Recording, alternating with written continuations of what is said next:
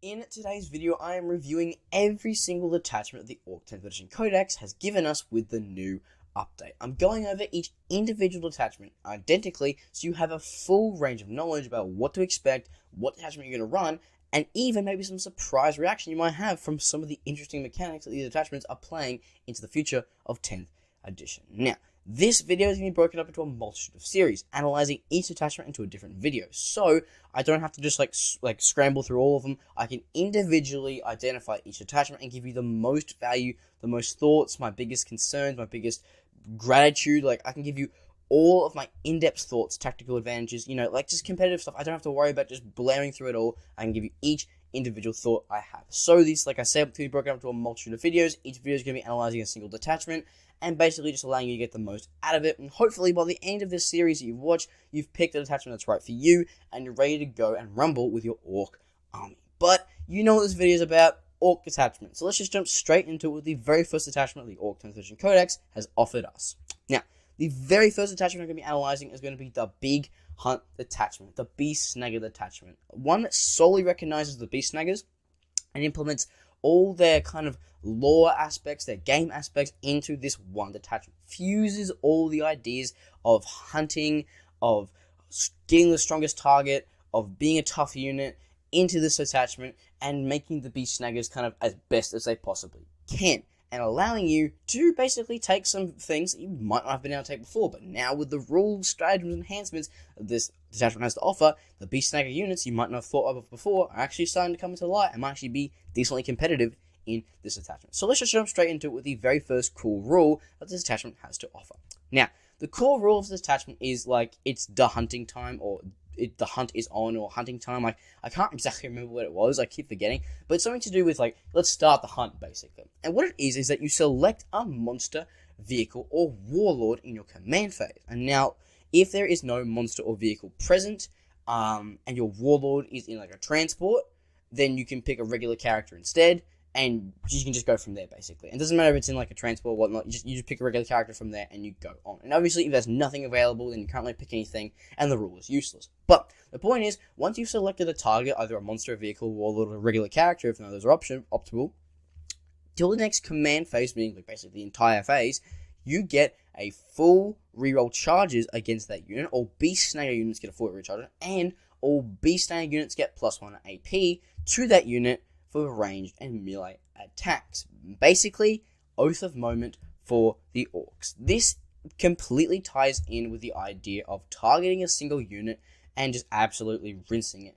But it's not like just any unit, obviously, it's a monster, a vehicle, or warlord, because Beast Snaggers are all about hunting the biggest prey possible. So, it makes sense, and it actually would work really well for the lore standards. But I'm going to give you my thoughts on the overall rule now, and just kind of what I'm thinking of. Okay, so first of all, this rule is like Oath of Moment, like I said, but worse, because it's a very situational-based list. Some competitive armies don't even take monsters or vehicles. They don't want to give it up, bring it down, because they might already give up like assassination, or they might already give up an ability to have board control. So they don't want to give up, bring it down. So there could be a chance that you run into an army that solely has no vehicles or monsters, or a very limited amount of it. And it could be a chance that the warlord doesn't really even matter, and it's hidden in the back somewhere, or it's an insanely hard to kill thing like Angron, in which case, that's a little bit annoying. But this, if it is in the right situation, works really well. If you go up against knights with this thing, if you're going up against a hard-hitting vehicle list like Iron Storm, if you're going up, actually, recheck my statement, you're going up against Thousand Sons, Angron, or Death Guard, and they're, because, well, obviously World Eaters and Thousand Sons are going to take their Primarch, Angron and, I forgot his name, or Death Guard taking, Mortarion. That's actually not a bad rap to go with, because suddenly their biggest competitive, especially World Eaters with Angron, is gone. And targeting it is not a bad idea. So if you are running into a list that solely relies like on the vehicle aspect, or has very hard to kill vehicles, like Guard with some of their tanks like the Lehman Russ or the Rogel Dawns, or you've got Angron, or you've got Mortarion, and you really just hate them and they're annoying, then targeting them with this is actually a really good strategy, because it really takes the enemy down. But like I said, this is very situational. As you put into aspect, if they're not running a competitive list, which they might not want to give up, bring it down, you're going to kind of suck. And then characters, fair enough. But if they're not running this, there is a kind of counter to this, is that this could be really well for movement, because suddenly you get a full hit reroll charge, and you can really access movement with that. So if you're solely just wanting to move up the board and be in a position that like limits your enemy to points, or gets your point, or puts your Beast Snagger with 2 OC with the units on a point, then having the reroll charges on a basic unit with a character would work really well. And it can actually be used for a bit of a movement. Once again, you obviously have to have no monsters or vehicles, or your wall has to be defined to actually just pick a character. So, a bit annoying for that movement strategy, but it's good. If you're in the right list, and it's the right situation, works really well. But if it doesn't, it's kind of a waste, and it doesn't really give as much. It's not like a consistent, sustained hits where it doesn't really matter. This is solely meant for these hard-hitting unit lists. But the good thing is, most lists will include at least a couple of vehicles or a couple of monsters if you're not playing in a huge competitive scene. So, good. You got a friend who plays knights? The hunt's for you, man. You're going to tear through them. And, yeah, it makes sense for snaggers to hunt the biggest unit. Ultimately, it's good, but it's probably not the best rule we've seen so far. I reckon sustained hits is just still better than that, especially with some like the units hitting. Sustained hits is just good to have and not needing to spend any CP on it, but it being gone and having prey makes sense. But having that AP boost to the Beast Snaggers, giving them AP2 on their already AP1 choppers, it's nice, and it can actually really work really well if, obviously, for movement or hunting a vehicle, but other than that, a little bit controversial. I think this is good, but I don't think it's absolutely incredible, and ultimately, yeah, it could be better, but honestly, this is still really good if you're going to the right list. Right list, good. Wrong list, meh, kind of annoying. Now we're going to go into the stratagems and enhancements that this detachment has to offer. Now, the strats and enhancements, all of these are Beast Snagger only. If you couldn't tell, with the rule saying like Beast Snagger units get the reroll charge rolls and the Beast Snagger units get the +1 AP in melee and shooting, it's solely meant for Beast Snaggers. You're really not going to be taking many other units unless you get some scoring units, or Gazgol maybe to get that lethal hits benefits, but other than that, there's not really much. You want to take the majority of your units in a sense it's going to allow Beast Snagger, otherwise your whole list is just done. Now, obviously, in every detachment I'm going to mention in my series, there is no limitations. You can physically take whatever you want. It's not like with Tau, where you have to have, if you take Farsight, you can't take an Eternal, things like that, where it's like a requirement. This is not the case anymore. You can pretty much take whatever you want, and it doesn't really matter, but it will matter, because you won't be able to benefit from anything. You can take whatever you want, but it highly recommends you take Beast Snaggers, because you're really going to have a bad time if you don't take Beast Snaggers, not being able to benefit from anything. Now, the very first stratagems, which obviously are Beast Snagger only, is Unstoppable Momentum, which is basically 4 up from mortal wounds with a movement or charging. So basically, when you go and charge into an enemy, you can spend a CP, and it's a maximum of 5 mortal wounds, and basically you roll a D6 for each unit of each model in that unit, and each time you get a 4 up, you get a mortal wound to a maximum of 5 mortal wounds. This is good. It works well, but you're really going to want to be using this into things with high infantry units. It's a nice thing to tear down an infantry unit.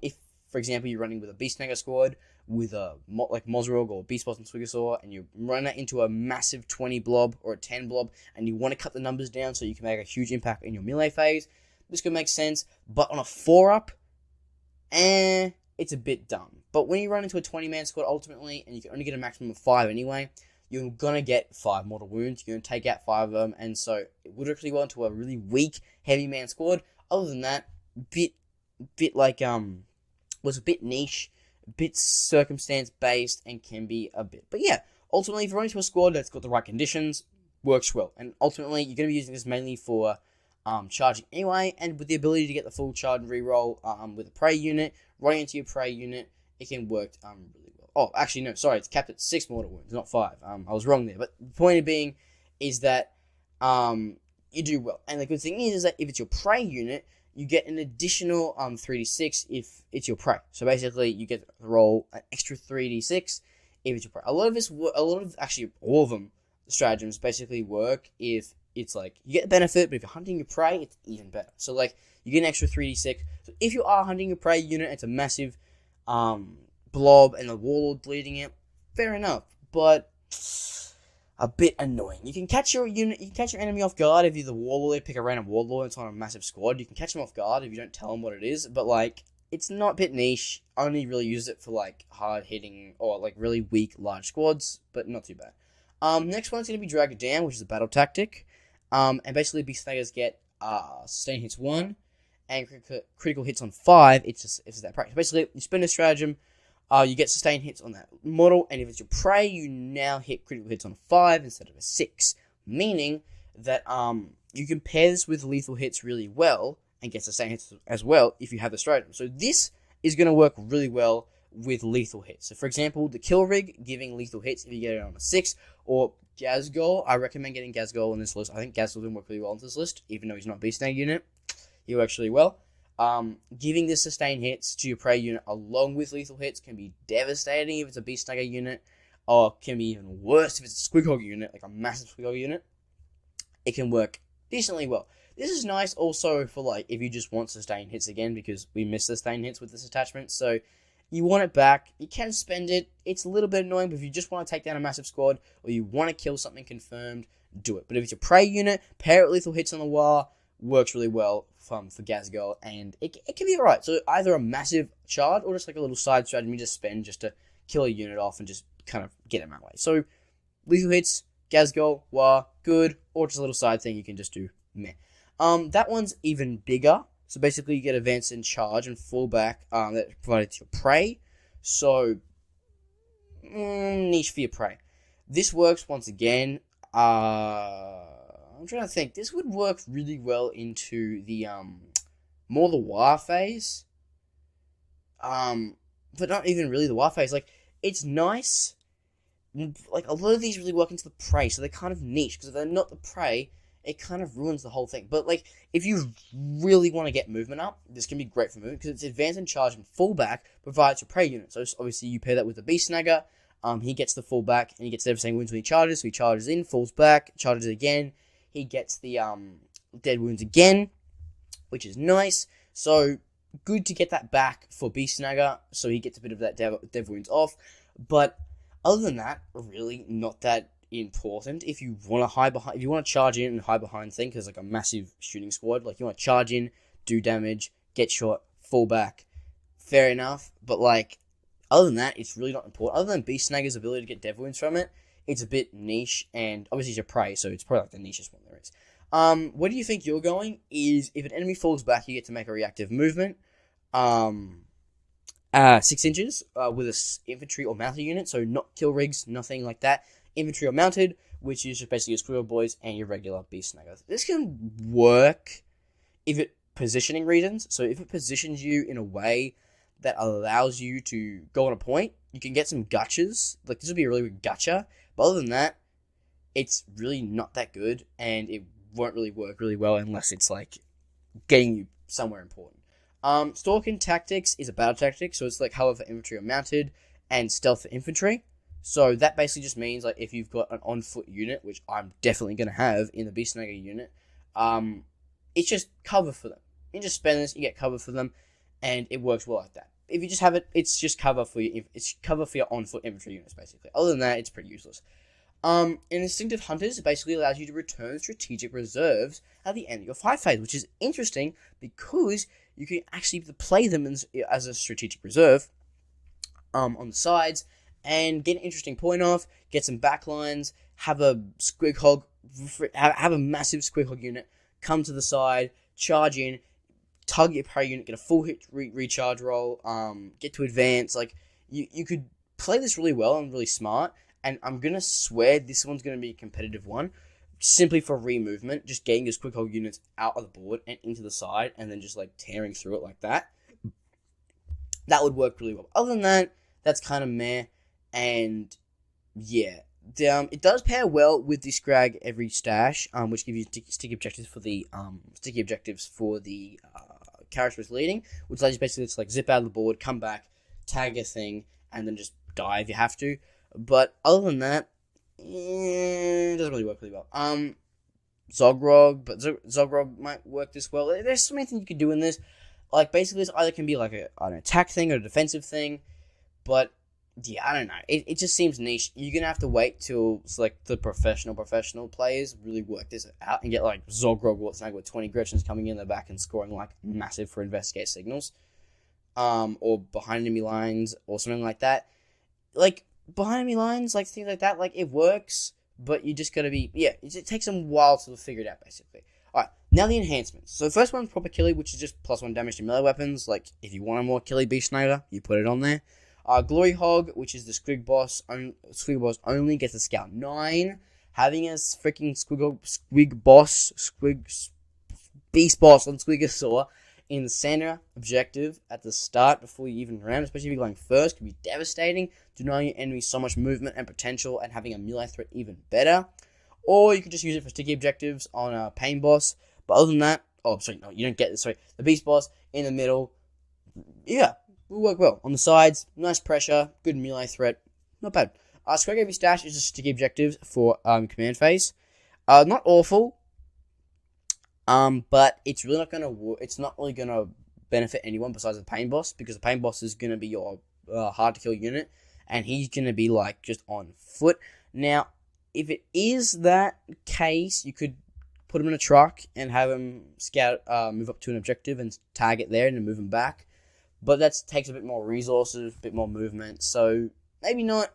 But this would work well if you have a side unit, you just want to get some stuff, or you have a couple of extra points you just get to the objective with, just to make your life a lot easier.